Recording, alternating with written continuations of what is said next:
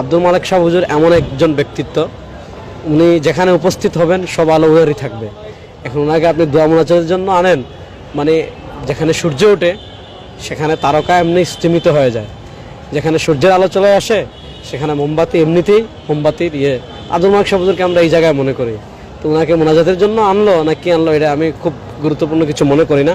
বাকি যেহেতু তিনি উপমহাদেশের একজন কিংবদন্তি তুল্য আলেম এবং পৃথিবীতে যে হাতে গোনা কয়েকজন মুহাক্কিক আলেম আছেন তাদের ভিতর তিনি একজন, এবং আন্তর্জাতিক অঙ্গনে যদি বাংলাদেশের ইলমি প্রতিনিধিত্ব করেন তিনি একজন।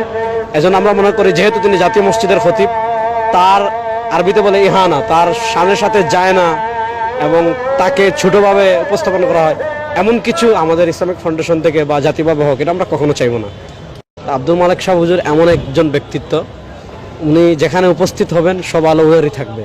এখন ওনাকে আপনি দোয়া মোনাজাতের জন্য আনেন, মানে যেখানে সূর্য ওঠে সেখানে তারকা এমনি স্তিমিত হয়ে যায়, যেখানে সূর্যের আলো চলে আসে সেখানে মোমবাতি এমনিতেই মোমবাতির আব্দুল মালেক শাহ হুজুরকে আমরা এই জায়গায় মনে করি। তো ওনাকে মোনাজাতের জন্য আনলো না কি আনলো এটা আমি খুব গুরুত্বপূর্ণ কিছু মনে করি না। বাকি যেহেতু তিনি উপমহাদেশের একজন কিংবদন্তি তুল্য আলেম এবং পৃথিবীতে যে হাতে গোনা কয়েকজন মুহাক্কিক আলেম আছেন তাদের ভিতর তিনি একজন, এবং আন্তর্জাতিক অঙ্গনে যদি বাংলাদেশের ইলমি প্রতিনিধিত্ব করেন তিনি একজন।